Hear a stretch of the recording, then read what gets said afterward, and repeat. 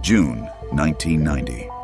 Federal agents kicked down the door, Crown Heights, Brooklyn. 2:14 a.m. The hallway lights flicker as heavy boots pound up cracked concrete stairs. A battering ram smashes through a steel apartment door. Inside, agents from Federal Bureau of Investigation shout commands while men scramble through windows and across rooftops. On kitchen tables lie scales dusted with white powder, stacks of cash, and ledgers filled with coded names.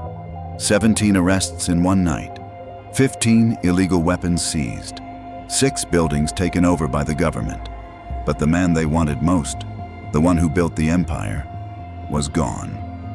Eric Chiney Man Vassell had already disappeared. What authorities discovered next shocked even veteran detectives. Because this wasn't just another drug ring.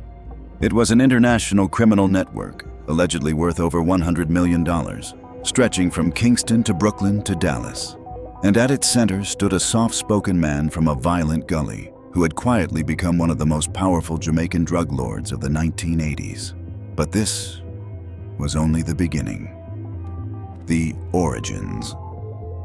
McGregor Gully.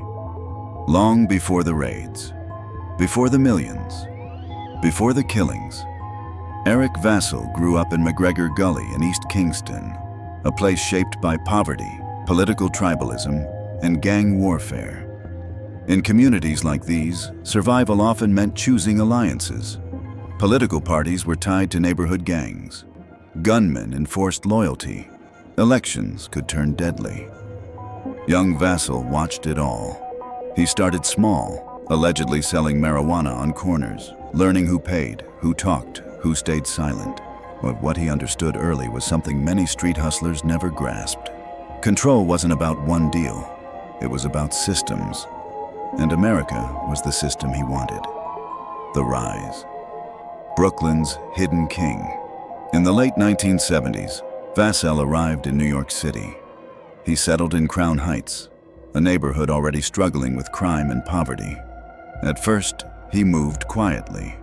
He formed what became known as the Gully Man Posse, a network of distributors tied to his Kingston roots. But Vassell didn't just sell drugs. He built infrastructure. He bought apartment buildings. He opened storefront businesses. He created fronts like community clubs and video stores that doubled as meeting points. Money flowed through shell corporations. Drugs moved through trusted couriers, and recruits came directly from Jamaica. But this was only the beginning. When crack cocaine hit American streets in the early 1980s, Vassell's operation allegedly exploded overnight.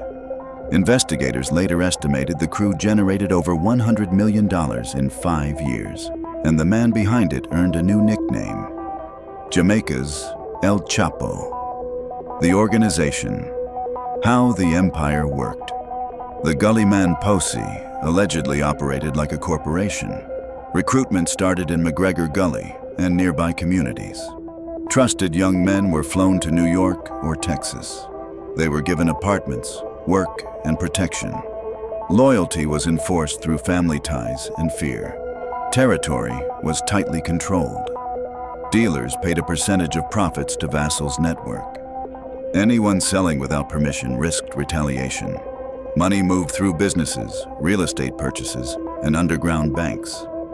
Buildings were used for storage, packaging, and distribution. Weapons came through smuggling routes. Guns were allegedly bought in Texas and shipped back to Jamaica, hidden in electronics. Authorities later claimed hundreds of firearms moved through the network. The system was efficient, brutal, disciplined. What the public didn't know was how organized it truly was. Inside, there were accountants, enforcers, couriers, and political contacts. Everyone had a role. Everyone answered to one man: street power and community influence. Back home in Kingston, Vassell allegedly became a benefactor. He funded school supplies, community events, and food drives. He helped families with rent and medical bills. In neighborhoods where government services were scarce, these gestures built loyalty. Some residents saw him as a protector. Others saw him as a threat. But influence didn't stop there. Authorities later claimed weapons linked to his network were used in politically connected violence, part of Jamaica's long history of gang politics alliances involving parties like the People's National Party and the Jamaica Labour Party. These claims remain complex and controversial, but they showed how drug money could shape more than streets.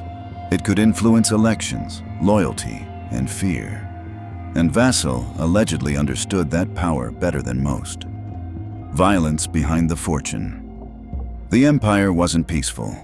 According to court documents, members of the Gullyman Posy were linked to multiple murders meant to eliminate rivals and enforce discipline. Victims included rival dealers, suspected informants, and property owners who threatened exposure.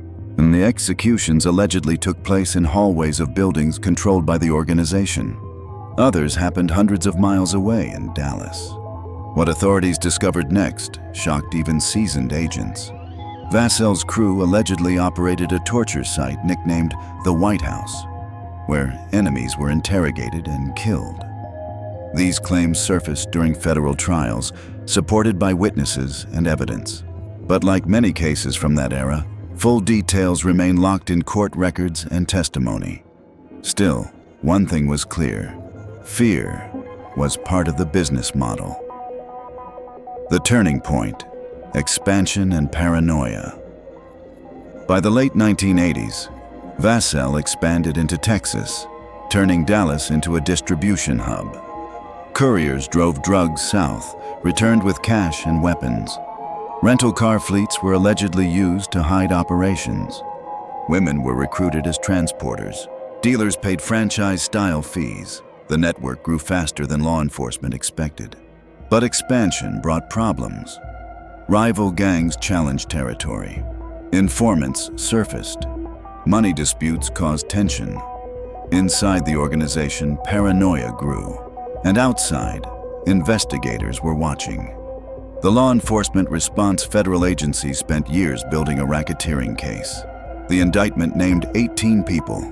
Charges included drug trafficking, murder, money laundering, and fraud. The raids of 1990 were massive. Brooklyn, Long Island, Albany, Dallas. But Vassell escaped. He fled back to Jamaica, living as a fugitive with armed guards.